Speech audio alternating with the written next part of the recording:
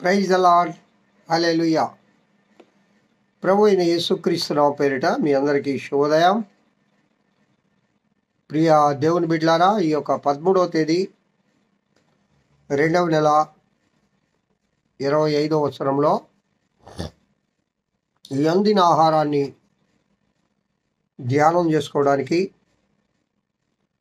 ప్రభు అయిన యేసుక్రీస్తు వారు మనకు దయచేసిన గొప్ప ఆశీర్వాదకరమైన సమయమును బట్టి, దినమును బట్టి దేవదేవునికి స్తుతి స్తోత్రములు చెల్లిస్తూ ఉన్నాను. హల్లెలూయా, హల్లెలూయా. ప్రియులారా,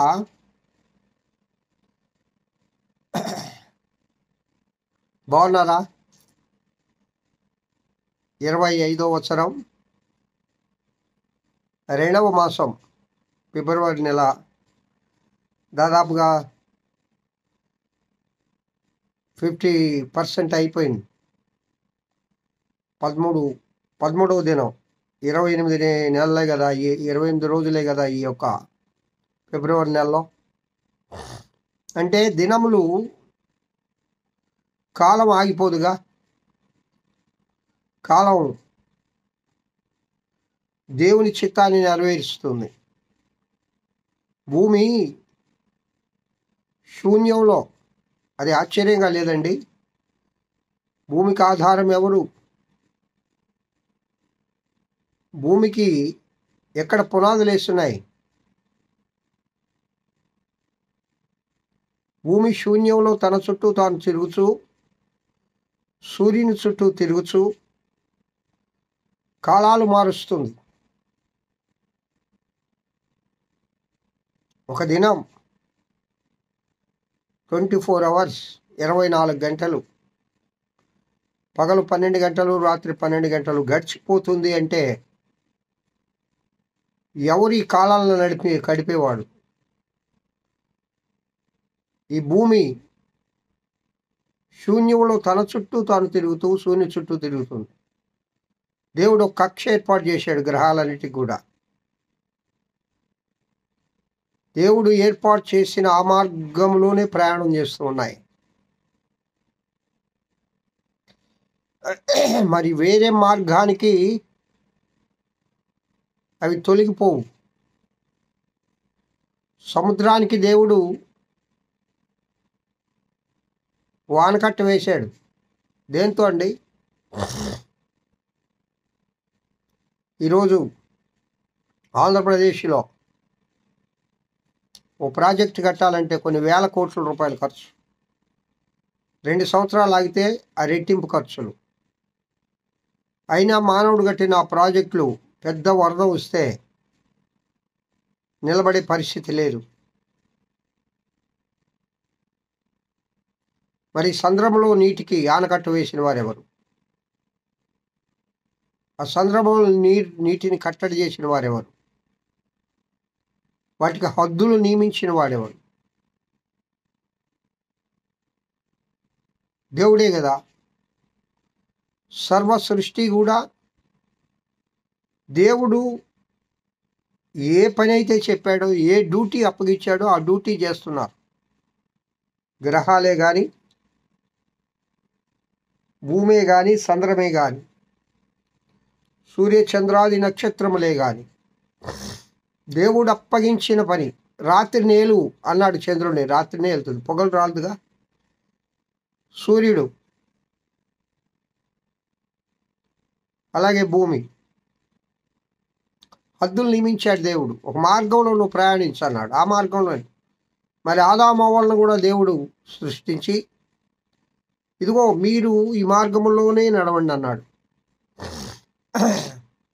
తన కుమారుడు కుమార్తెగా ప్రేమగా చేసుకున్నాడు. వారికి మాట్లాడే జ్ఞానం ఇచ్చాడు. తన స్వరూపంలో చేసుకున్నాడు. తనతో సంభాషించుకోవచ్చు, తనతో మాట్లాడుకోవచ్చు. సృష్టికి అంతటి కూడా నోరు లేదు, వాటి జ్ఞానం లేదు, వివేకం లేదు. జ్ఞాన వివేకములు మానవుడికి మాత్రమే ఇచ్చాడు. సర్వ సృష్టిలో మానవుడిని ప్రత్యేకంగా దేవుడు చేసుకున్నాడు. వారికి కొన్ని విధి విధానాలు బ్రతకడానికి కొన్ని కండిషన్స్ పెట్టాడు దేవుడు. సర్వ సృష్టికి కొన్ని కండిషన్స్, అలాగే మానవుడికి కూడా కొన్ని కండిషన్స్. కానీ మానవుడు కండిషన్ తప్పాడు, దేవుని ఆజ్ఞను అతిక్రమించాడు. సర్వ సృష్టి దేవుని ఆజ్ఞను నిర్వర్తిస్తుంది ఇప్పటికీ ఎప్పటికి కూడా. దేవుని ఆనలేనిదే సర్వ సృష్టి.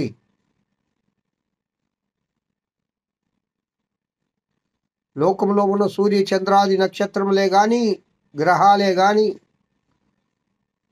సంద్రములే కానీ, నదులే కానీ, నదీ నదాలే కానీ, జలములే కానీ, ఏది కూడా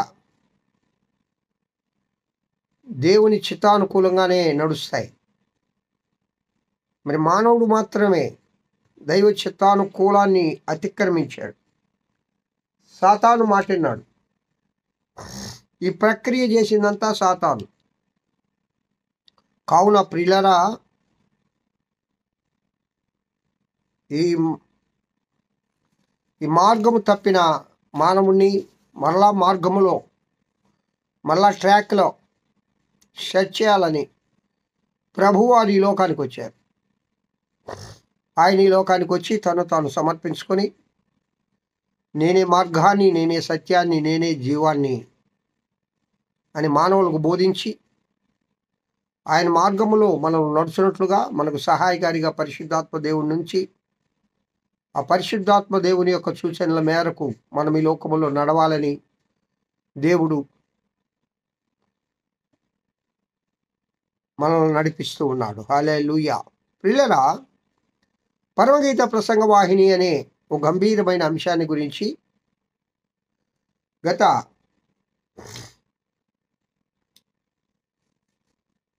2 నెలల కాలం నుండి మనం చెప్పుకుంటూ ఉన్నాం.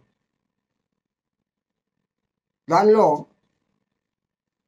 పరమగీతము గ్రంథం 1వ అధ్యాయం 2వ వచనంలో, నోటి ముద్దులతో అతడు నన్ను ముద్దు పెట్టుకును గాక అని షులుమితి తన ప్రియుడి గురించి మొదటగా ప్రస్తావిస్తూ మాట్లాడుతుంది. ఇక్కడ నోటి ముద్దులు అనే అంశాన్ని మనం ధ్యానం చేసుకుంటూ ఉన్నాం. బైబిల్ గ్రంథంలో కొన్ని మాత్రమే, పూర్వకాలంలో ఇజ్రాయేలీలు లేక యూదులు ఇప్పటికి కూడా ఒకరినొకరు కలుసుకున్నప్పుడు ముద్దు పెట్టుకొని వారు ఒకరినొకరు పలకరించుకుంటారు. పాశ్చాత్య దేశాల్లో ఆ సాంప్రదాయం ఇప్పటికీ ఉంది. దేవుని గ్రంథంలో మనం అలాంటి సంఘటనలు కొన్ని చూసాం. మొట్టమొదటిగా యాకోబు ఇస్సాకును ముద్దు పెట్టుకోవడం, తర్వాత లాభాను యాకోబును ముద్దు పెట్టుకోవడం, యోసేపు బెన్యామీను మెడ మీద పడి ఏడ్చి తన అన్నదమ్ములందరినీ ముద్దు పెట్టుకోవడం, అలాగే సమూయేలు సౌలును అభిషేకించేటప్పుడు ఈ అభిషేకము ముద్దు,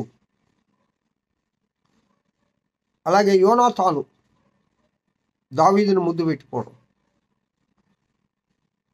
అలాగే పాపాత్మురాలైన స్త్రీ యేసు కాళ్ళను ముద్దు పెట్టుకునటం మానలేదు, కంటిన్యూస్ టెన్స్ ఇప్పటికి కూడా. ఈ విధంగా అలాగే అపోస్తుల కార్యం 20వ అధ్యాయం 38వ వచనంలో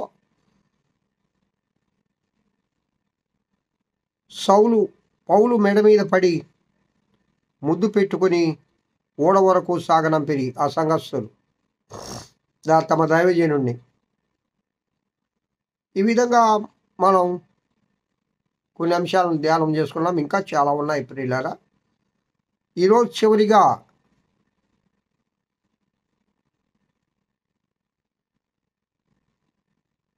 ఒకరి ముద్దును ప్రస్తావన చేసుకొని మనము ఇక్కడికి ముగింపు పలుకుదాం. రేపటి దినం వేరే అంశాన్ని మనం ధ్యానం చేసుకుందాం. చూద్దామా రండి. లూకా సువార్త 22వ అధ్యాయము 27వ వచనం. అతను ఇంకనూ మాట్లాడుచూ ఉండగా ఇదిగో జనులు గుంపుగా వచ్చిరి. 12 మందిలో యూదా అనబడిన వాడు వారికంటే ముందుగా నడిచి యేసును ముద్దు పెట్టుకున్నట్టుకు ఆయన యొద్దకు రాగా, యేసు యేసు అంటూ ఉన్నాడు, యూదా, నీవు ముద్దు పెట్టుకొని మనిషి కుమారుని అప్పగించుతున్నావా అని వానితో అనగా, ఆయన చుట్టూ ఉన్నవారు జరగబోవు దాన్ని చూచి, ప్రభువా కత్తితో నరుగుదుమా అని ఆయన్ని అడిగిరి. సరే, ఈ యొక్క సందర్భం మనకు తెలుసు. ఇస్కరియోతు యూదా ఎవరండి? ఈయన 12 మంది శిష్యుల్లో ఒకడు. పిల్లలు, ఇక్కడ ఒక్క విషయాన్ని మనం గమనం చేస్తే, యేసు క్రీస్తు 12 మంది శిష్యులు, యూదా కూడా అందులోనే ఉన్నాడు. ఇరవై బేరం కుదుర్చుకొచ్చాడు, నేను యేసు క్రీస్తుని మీకు అప్పగిస్తానని ప్రధాన యాజకుల దగ్గర, పరిసయ్యుల దగ్గర.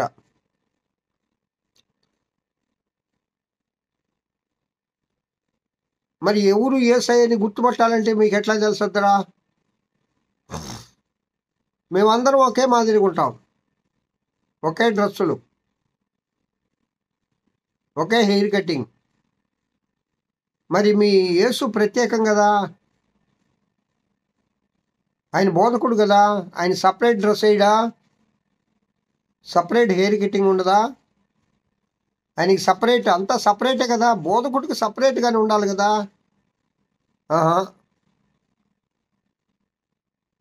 మా బోధకుడు అలాంటి వాడు కాదు. మా బోధకుడు శిష్యులు ఏం తింటే అది తింటాడు, శిష్యులు ఎక్కడుంటే అక్కడ ఉంటాడు, శిష్యులు ఏ డ్రెస్సులు వేస్తే ఆ డ్రెస్సులు వేస్తాడు. మా బోధకుల్లో ఉండేది అంత సమానత్వం పాటిస్తాడు. మరి ఇప్పుడు సంఘాల్లో దైవజనుడు అంటే స్పెషాలిటీ ఉండాలి కదండి. ఆ డ్రెస్ కోడు, ఆ హెయిర్ కటింగు,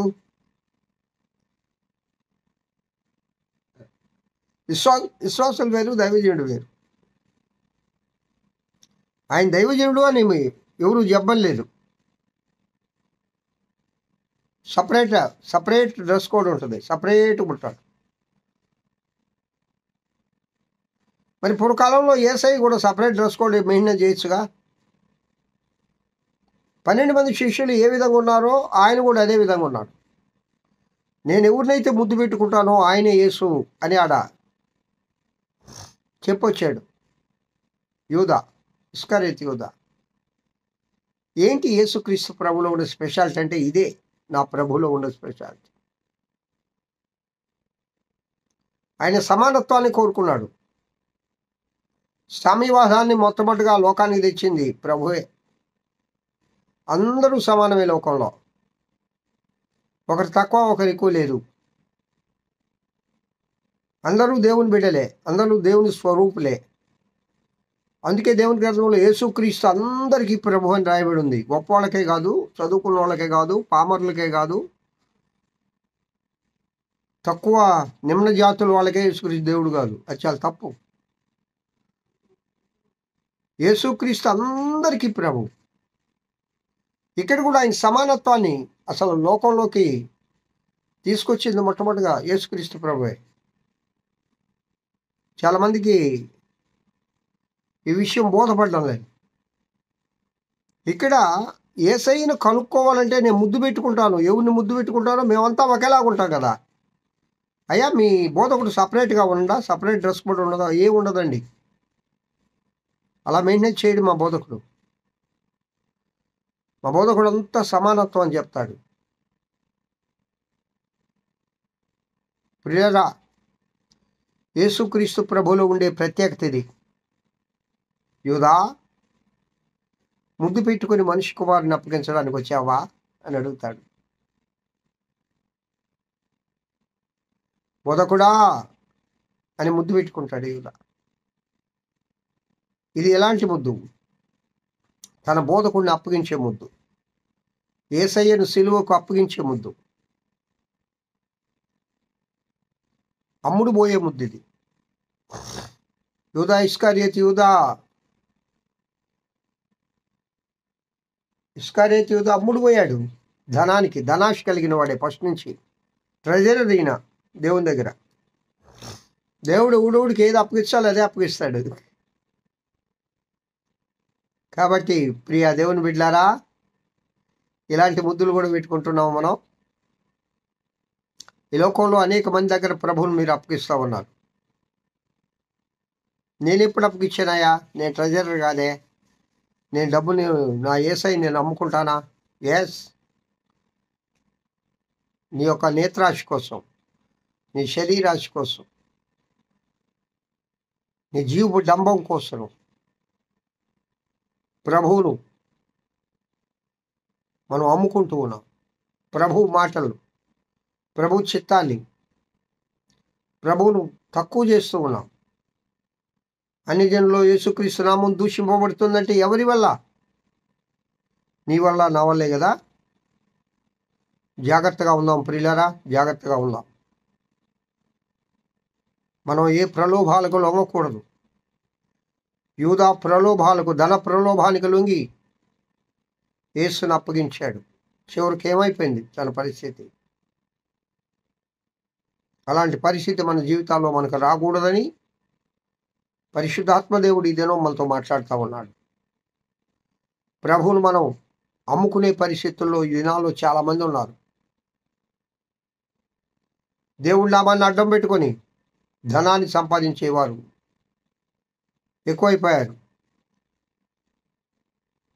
సువార్తను సాటాలని వచ్చేవాళ్ళు తక్కువైపోయారు. ప్రభు కోసం బ్రతకాలి అనే నిశ్చయత తక్కువైపోయింది. లోకంలో బ్రతకాలి అనే నిశ్చయత దేవుడిని అడ్డం పెట్టుకుంటున్నాడు. ఇక్కడ యూదా కూడా ప్రభువుని అడ్డం పెట్టుకుంటున్నాడు. దేవుడు డైరెక్ట్గానే అడుగుతున్నాడు, ఇలాగా అలాంటి ముద్దులు మనం పెట్టుకోవద్దు. అలాంటి ప్రవర్తన మనకొద్దు. మనకు కలిగిన ఈ రక్షణను భయంతో, భక్తితో కొనసాగించుకుంటూ ఆ దేవదేవుని ఆరాధింతముగాక. అలాంటి కృప నా ప్రియుడైన యేసయ్య మనందరికీ దయచేయును గాక. ఆమేన్. మహోన్నతుడా స్తోత్రం. ఈ వాక్యం వింటున్న బిడ్డలందరినీ దీవించి ఆశీర్వదించమని యేసు నామమున పేరిట వేడుకొంచున్నాను తండ్రి. ఆమేన్, ఆమేన్. తండ్రి అయిన దేవుని నుండి, కుమారుడైన యేసుక్రీస్తు నుండి, పరిశుద్ధాత్మన్యోని నిత్య సహవాసం ఈ వాక్యం వింటున్న బిడ్డలందరికీ, నీ సర్వలోక పరిశుద్ధులకు, సార్వత్రిక సంఘానికి ఇప్పుడు ఎల్లప్పుడు సదాకాలం తోడయుండి నడిపింపబడును గాక. ఆమేన్, ఆమేన్. Praise the lord. Have a good day. ఈ దినమంతా ఆ దేవదేవుని కృపాక్షేమములే మీ వెంట వచ్చునుగాక. హల్లెలూయా.